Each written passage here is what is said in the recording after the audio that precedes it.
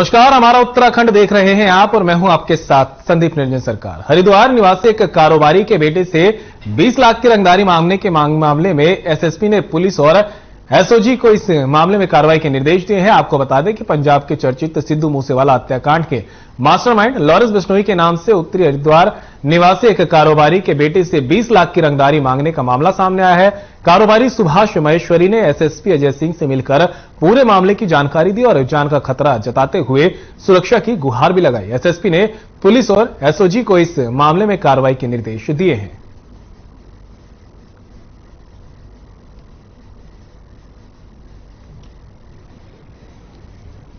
कर लिया गया, लेकिन अभी गाजियाबाद में पता किया जा रहा है कि थाना क्षेत्र में किस जगह पर है। क्या हो सकता है कभी कभी गरीब लोग होते हैं, उनका जो मैं कहना चाह रहा हूँ, उनका रिकॉर्ड में नहीं लिखते या पुलिस नहीं लिख पाती किसी कारणों से, या वो शिकायत नहीं करते हैं, तो उस तरह से भी उस बच्चे का पता नहीं चल रहा उसके पेरेंट्स कौन है। लेकिन वो बच्चा और वो जिसके पास था वो मिल गया।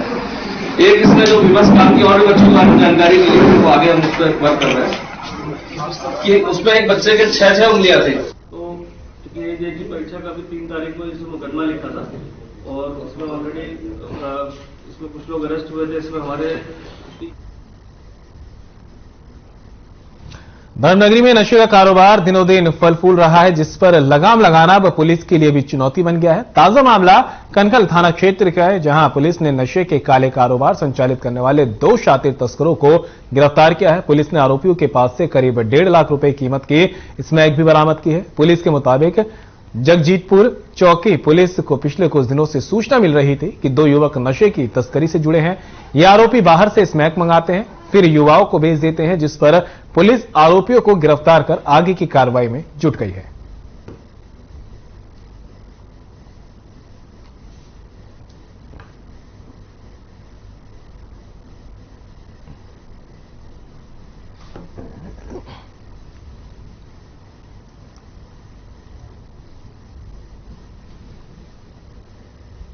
रुड़की के कलियर शरीफ स्थित हज हाउस में लड़की के साथ आए युवकों को कमरा न देने पर सुरक्षाकर्मी पर कुछ दबंगों ने धारदार हथियार से जोरदार हमला बोल दिया, जिसमें हज हाउस का सुरक्षाकर्मी घायल हुआ है। देर रात की घटना बताई जा रही है। सुरक्षाकर्मी को देर रात 108 एम्बुलेंस की मदद से रुड़की के सिविल हॉस्पिटल में भर्ती कराया गया। फिलहाल सुरक्षाकर्मी द्वारा आरोपियों के खिलाफ कलियर पुलिस को तहरीर दी गई है, जिसकी पुलिस जांच करने में जुट गई।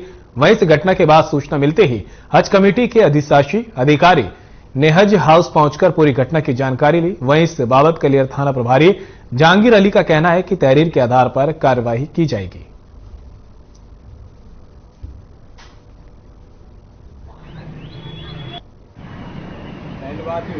जी, मैं जी कमेटी में सुरक्षा गार्ड हूँ और यहाँ पे 3-4 लड़के लड़कियां लेके आ रहे थे। मैंने उन्हें मना कर दी तो मुझे धमकी दे के और यहाँ पे पीट के चले गए। क्या हमला किया जी, उन पे धारदार वाले हथियार थे, बारी बोरी थी, ऐसी वो थी चक्कू पक्कू से, उनसे हमला किया। जी, बहुत मारा। अगर ये ना बचाते ना मुझे तो बहुत मारते हैं। जी, तहरीर दे दी पुलिस को? जी, तहरीर दे दी। क्या रंजिश थी कोई पुरानी?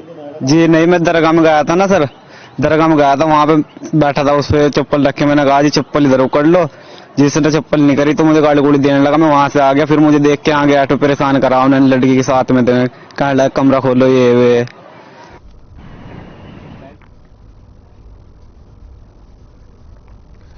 तस्वीर आपको रुड़की से दिखा रहे हैं, जहां पर दबंगों की दबंगई का मामला सामने आया है। दरअसल रुड़की के कलियर शरीफ स्थित हज हाउस में लड़की के साथ आए युवकों को कमरा न देने पर सुरक्षाकर्मी पर कुछ दबंगों ने धारदार हथियार से हमला कर उसे घायल कर दिया, जिसमें हज हाउस का सुरक्षाकर्मी बुरी तरह से घायल है।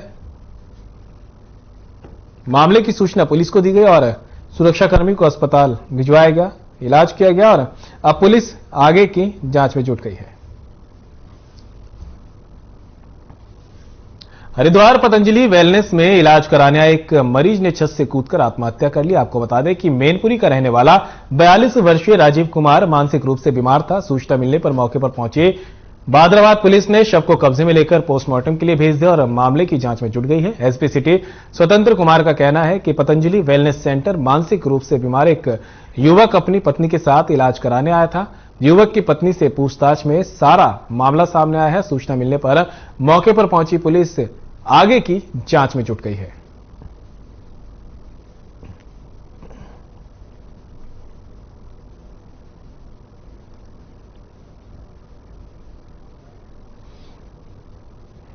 पतंजलि में एक युवक था जो डिप्रेशन का मरीज था। वो यहाँ पे अपनी पत्नी के साथ इलाज के लिए आया हुआ था और पत्नी द्वारा भी बताया गया कि वो डिप्रेशन की वजह से इलाज चल रहा था और पतंजलि में वेलनेस सेंटर में इसको एडमिट करा के यहाँ पे इलाज के लिए लाया गया था।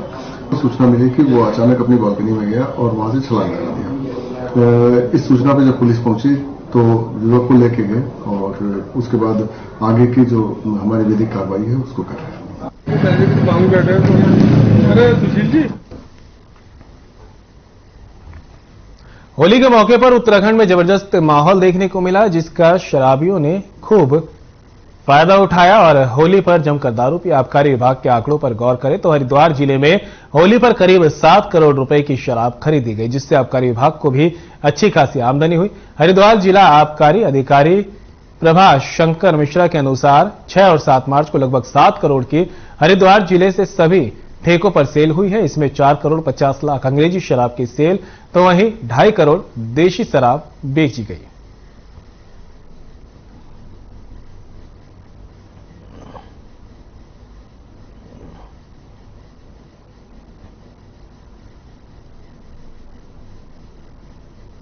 जो हमारी देसी विदेशी मदिरा की दुकानें जनपद हरिद्वार में, इसमें पिछले होली के 2 दिन पहले 3 दिन पहले से जो बिक्री आई है वो लगभग 2 गुनी बिक्री आम दिनों की अपेक्षा आई है और जो कि लगभग 7 करोड़ की बिक्री आई है पूरे जनपद में।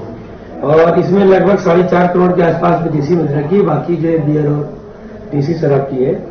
और इसका परिणाम ये रहा कि हमने 1 मार्च से लेकर 7 मार्च तक विशेष अभियान चलाया था। इसमें हमने करीब 26 मुकदमे दर्ज किए और करीब 700 लीटर कच्ची शराब बरामद की थी। कांग्रेस के पूर्व राष्ट्रीय अध्यक्ष राहुल गांधी को लेकर योग गुरु स्वामी रामदेव के बयान पर उत्तराखंड के पूर्व सीएम हरीश रावत ने पलटवार करते हुए कहा कि स्वामी रामदेव को उन लोगों के बारे में भी बोलना चाहिए जिन्होंने अपने देश के पूर्व प्रधानमंत्रियों के बारे में उल्टे सीधे बयान दिए। राहुल गांधी ने वॉशिंगटन में जो बयान दिया वो सत्य है।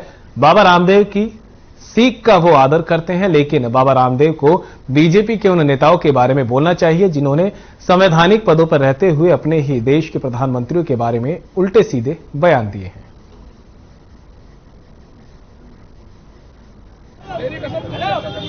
राहुल जी ने जो कहा है वो धरातली सत्य है और सत्य दिल्ली में भी वही होता है, वाशिंगटन में भी वही होता है, लंदन में भी वही होता है। और जहां तक सवाल बाबा रामदेव जी का है, संत हैं, उन्होंने ठीक कहा, उनकी सीख का हम आदर करेंगे, मगर ये बात उनको भी कहनी चाहिए थी।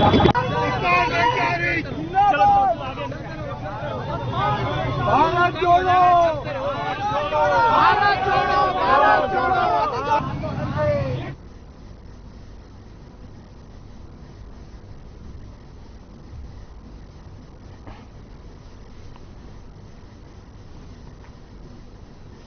और हरिद्वार से इस बीच एक बड़ी खबर सामने आ रही है। एसएसपी ने किया क्षेत्राधिकारियों के कार्यभार में बड़ा फेरबदल। सीओ सिटी बनाई गई जूही मनराल, सीओ लाइन को भी दी गई अहम जिम्मेदारी। मनोज ठाकुर को बनाया गया सीओ लक्सर। बहादुर सिंह चौहान को दी गई सीओ मंगलौर की जिम्मेदारी। इस वक्त की बड़ी खबर आपको बता रहे हैं, जहां पर हरिद्वार से बड़ी खबर आपको बता रहे हैं। एसएसपी ने किया क्षेत्राधिकारियों के कार्यभार में बड़ा फेरबदल। सीओ सिटी बनाई गई जूही मनराल, सीओ लाइन की भी दी गई अहम जिम्मेदारी। मनोज ठाकुर को बनाया गया सीओ लक्सर। हरिद्वार से इस वक्त की बड़ी खबर से आपको रूबरू करा रहे हैं, जहां पर एसएसपी ने क्षेत्राधिकारियों के कार्यभार में बड़ा फेरबदल किया है। सीओ सिटी बनाई गई है जूही मनराल, सीओ लाइन की भी दी गई अहम जिम्मेदारी। मनोज ठाकुर को बनाया गया सीओ लक्सर। बहादुर सिंह चौहान को दी गई सीओ मंगलौर की जिम्मेदारी।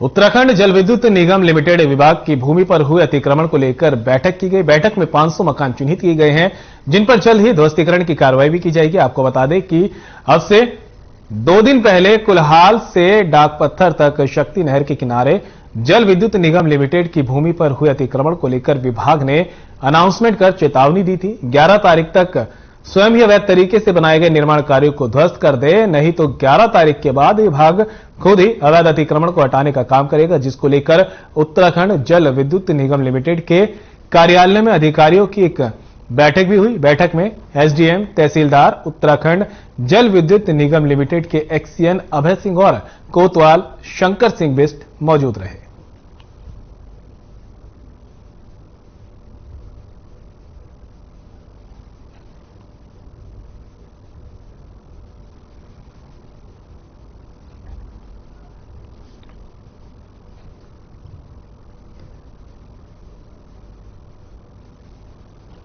हरिद्वार के भादराबाद औद्योगिक क्षेत्र में स्थित एपी रबड़ इंडस्ट्रीज में भीषण आग लग गई। औद्योगिक क्षेत्र E29 में रबड़ कंपनी रबड़ कटिंग का काम होता था। आग लगने से कर्मचारियों में अफरा तफरी मच गई। आग इतनी भयंकर थी कि आसमान में काले बादल छा गए। सूचना पर पहुंची दमकल विभाग की गाड़ियों ने आग पर काबू पाया।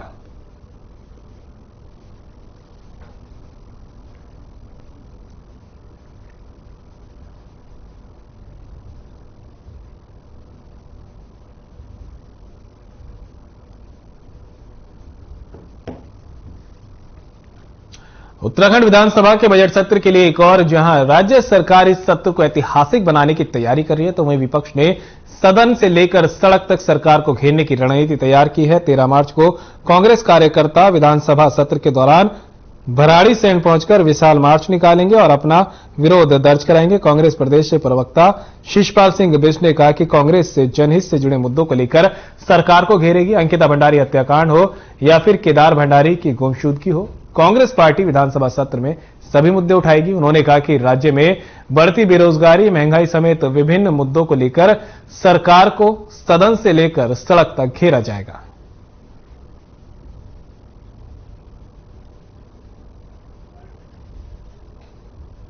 राज्य की विधानसभा का बजट सत्र गैरसैंण में होने जा रहा है। कांग्रेस पार्टी पहले ही कह चुकी है कि बेटी अंकिता भंडारी के मामले में वीआईपी का नाम अभी तक उजागर नहीं हुआ है। उस मामले को विधानसभा में पुरजोर तरीके से उठाएंगे।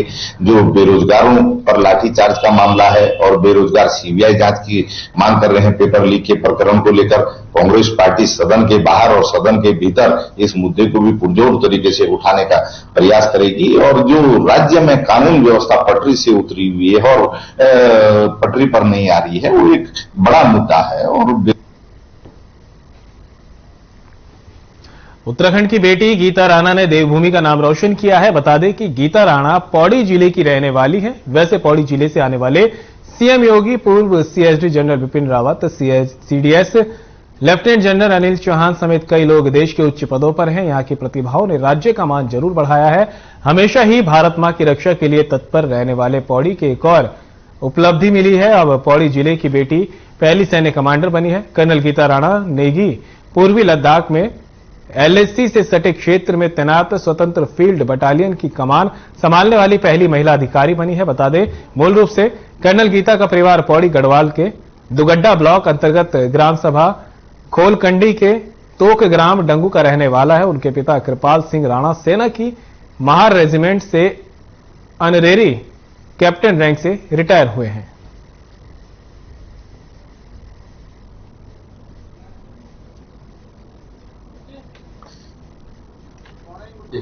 देखिए, बहुत ही गौरव की बात है और बहुत ही गौरवशाली हमारा ये देवभूमि उत्तराखंड का इतिहास भी रहा। तीलू रौतेली वीरांगनाएं जैसी यहाँ पर रही हैं, गौरा देवी जैसी वीरांगनाएं यहाँ पर इस धरती पर हुई हैं। तो ये हमारे बहुत गौरव की बात है कि आज पूरे क्योंकि बॉर्डर क्षेत्र में हमारी जो ये महिला कमांडर जो पूरा ये बनी है पूरी गीता जी, उनको तो मैं पहले बधाई देती हूँ और साथ में उत्तराखंड की नारी शक्ति को भी, क्योंकि बहुत ढेर सारी बधाई है।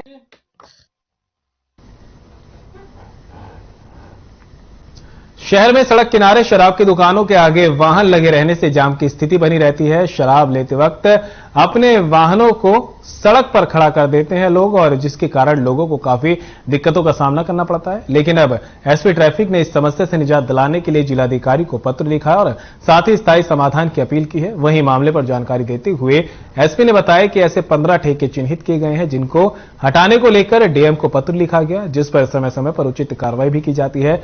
लेकिन इस बार डीएम को पत्र लिखकर इसके स्थायी समाधान की अपील की गई है।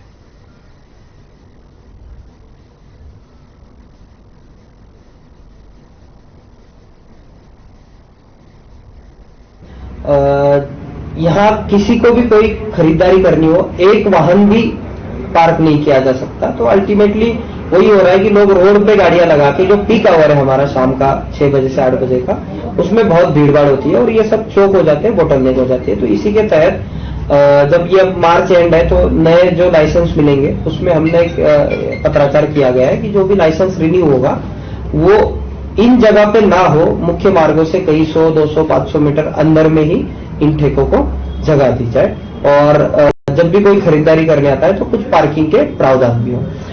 इसी के तहत एक और नया लेटर भी हमारे द्वारा भेजा जा रहा है जिसमें पूरे शहर के मुख्य मार्गों की लिस्ट आउट कर रहे हैं हम लोग। मौसम विभाग ने पूर्वानुमान जारी किया है। उत्तराखंड में आने वाले कुछ दिनों तक बारिश और अधिक ऊंचाई वाले स्थानों पर छुटपुट ओलावृष्टि के साथ बर्फबारी की संभावना जताई है। मौसम विभाग के निदेशक विक्रम सिंह ने कहा कि 13, 14 और 15 मार्च को उत्तराखंड के अधिक ऊंचाई वाले इलाकों में बारिश के साथ ओलावृष्टि और बर्फबारी गिरने की संभावना है, जिससे तापमान में गिरावट देखने को मिल सकती है। तो वहीं मैदानी इलाकों की बात करें तो मैदानी इलाकों में भी तापमान में कुछ कमी देखने को मिल सकती है, जिससे गर्मी से राहत मिलने की संभावना है।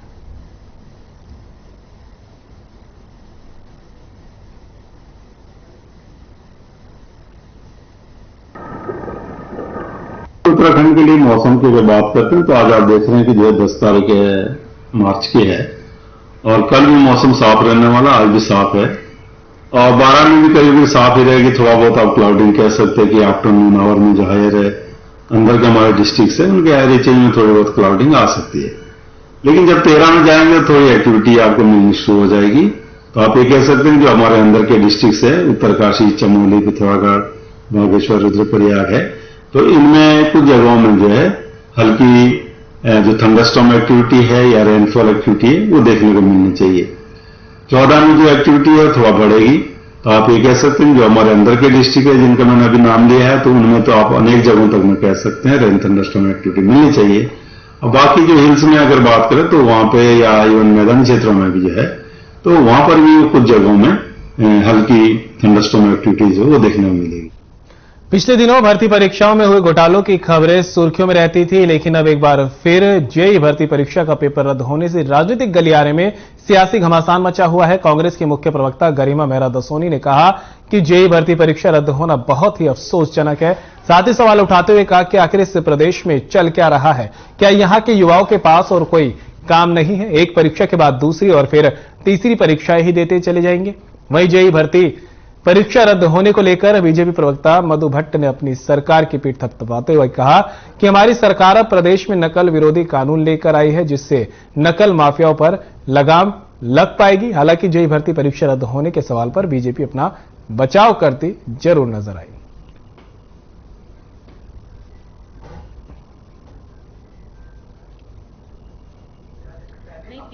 देखिए, निश्चित रूप से देखिए हमने बिल्कुल हमारी सरकार ने कहा है कि पारदर्शी भर्ती प्रक्रिया वो अपनाई जानी चाहिए। हमने सख्त नकल विरोधी जो हम कानून लेकर आए हैं ये इसीलिए लिए हैं कि ताकि हमारे जो युवा हैं, जो युवा बिल्कुल योग्य हैं, उन युवाओं को अवसर मिले। और ये जो जिस प्रकार का ये जो तंत्र, ये जो माफिया तंत्र ये जो हावी हो रखा था, बहुत ही अफसोसजनक है।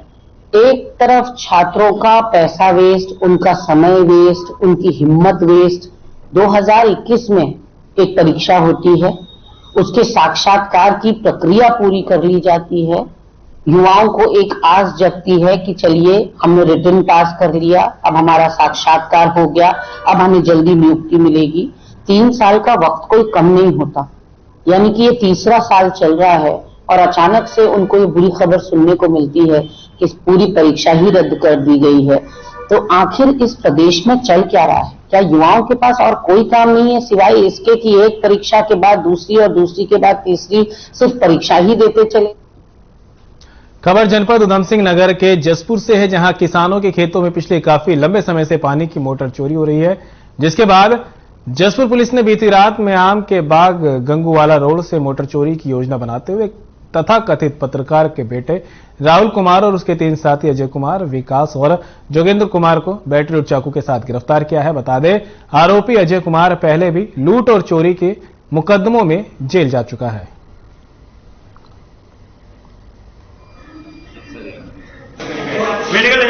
थाना पुलिस के द्वारा लगातार मोबाइल चोर और इस तरह के जो गतिविधियों में एक्टिव हैं उनके विरुद्ध कार्रवाई की जा रही है। इसी क्रम में लगातार पुलिस को सूचना मिल रही है कि आजकल एक गैंग है जो कि किसानों के खेतों से मोटर चोरी की कर रहे हैं। इसी क्रम में कल पुलिस को सूचना मिली थी और हमारा जावेद मलिक जो सब इंस्पेक्टर बाजार हैं, तो 4 लोग जो कि गंगेवाला क्षेत्र में वहां इस तरह की घटनाओं में जेल जा चुका है। 4 को हमने पकड़ लिया है।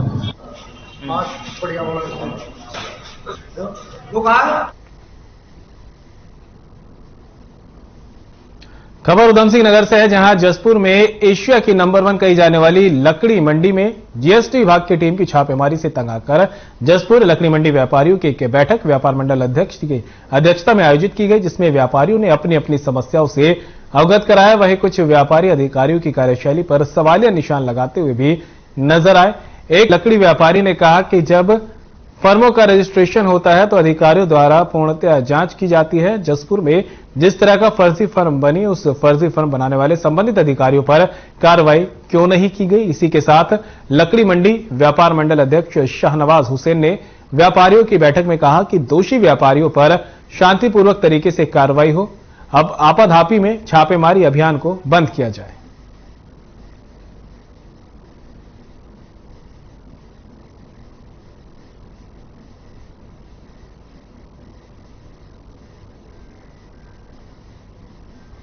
व्यापारियों की आज मीटिंग ली है व्यापार मंडल ने, और व्यापारियों का भी यही कहना है कि जो ये बिलर हैं, ये बिलर तो दोषी हैं ही, लेकिन जिन बिलरों को ये अधिकारियों ने रजिस्ट्रेशन दिया है वो उन पर कार्रवाई होनी चाहिए। कई बार वार्ता करी है, लेकिन अधिकारियों को चाहिए, बड़े अधिकारियों को, इन अधिकारियों को करे कार्रवाई। ये जब जितनी भी फर्में खुली गई हैं, इन फर्मों की जांच होनी चाहिए कि ये इनका रजिस्ट्रेशन कैसे दिया गया, किस बेस पे दिया गया। जबकि खुद व्यापार मंडल के पदाधिकारियों ने जाकर कहा था कि अगर कोई रजिस्ट्रेशन दे रहे हो तो कम से कम व्यापार मंडल के पदाधिकारियों के संज्ञान में होना चाहिए, ताकि हम ये बता सके कि सही कौन है गलत कौन है। लेकिन हमारी बात को नहीं मानना गया। उन्होंने जब से भी है वो दे रहे हैं रजिस्टर। मैं लकड़ी मंडी में मीटिंग बुलाई गई थी, वो जीएसटी के संबंध में बुलाई गई। जो अधिकारियों के छापे रोज 2-4 दिन में पड़ रहे हैं, लोगों के घरों में छापे मार रहे हैं जीएसटी के अधिकारी, उससे पूरी शहर में नहीं, पूरी लकड़ी मंडी में, पूरे शहर में दहशत फैली हुई है। पता नहीं कल को नंबर किसका आ जाए। इससे पूरी मंडी में दहशत फैली हुई है। जो अच्छा काम करने वाला है वो भी उस चीज से डरा हुआ है, जो ये जीएसटी के छापे पड़ रहे हैं। ठीक है, आपको छापे मारने हैं, गलत को पकड़ना है, पकड़ो, कोई विरोध नहीं कर रहा। व्यापार मंडल भी आपका साथ है आपको पकड़ने के लिए, लेकिन कम से कम एक दफे सूचना आप व्यापार मंडल को भी दो कि हम लोग आ रहे हैं आपकी मंडी में, हम कोई किसी की दुकान छापा नहीं मारेंगे, ताकि आपकी लकड़ी मंडी वाले विश्वास में रहें और आपके साथ दें।